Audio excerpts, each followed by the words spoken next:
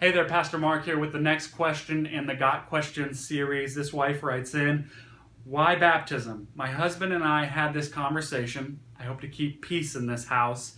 He grew up Lutheran and was baptized as a child and confirmed as a youth. Is confirmation the same as baptism?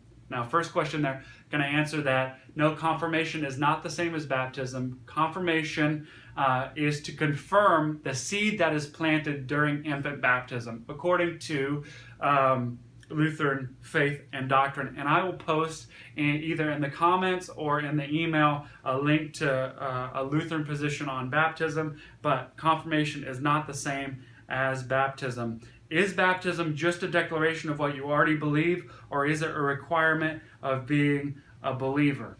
Now, I'm not going to say that baptism is a requirement of being a believer, but what I will say is that in the New Testament, believers universally were baptized. It's just assumed, it's kind of first day stuff, that if you meet a believer in Christ, that they had been baptized.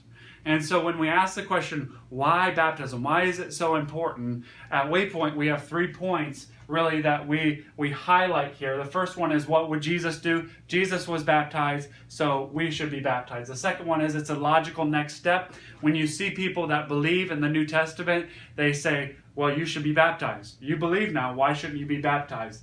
And the third one is, it helps you identify with Jesus. It helps to put you kind of in his shoes, in his place. Romans chapter 6 says that if we're buried with Jesus in his death, then we will certainly be united with him in his resurrection. And Ephesians says the same power that raised Jesus from the dead is now in us. I think it's tracing back to baptism, that gives us a sort of spiritual power to conquer Satan, sin, and death along with Jesus. So I'll certainly post different viewpoints down in the comments or in the email for you to kind of dig into, and that's some deep waters a little bit.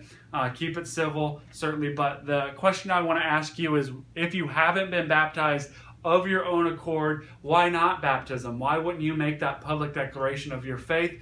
We're having a baptism class on May 13th, baptism celebration on May 20th. I'll post a link to sign up for that in the comments or in the email. And I just want to invite you, if you haven't done it yet, to jump in with us and to be baptized on your own accord, to do what Jesus did, to unite with him in his death, burial, and resurrection. It's going to be a great time. Good question, by the way, and I'm looking forward to the rest.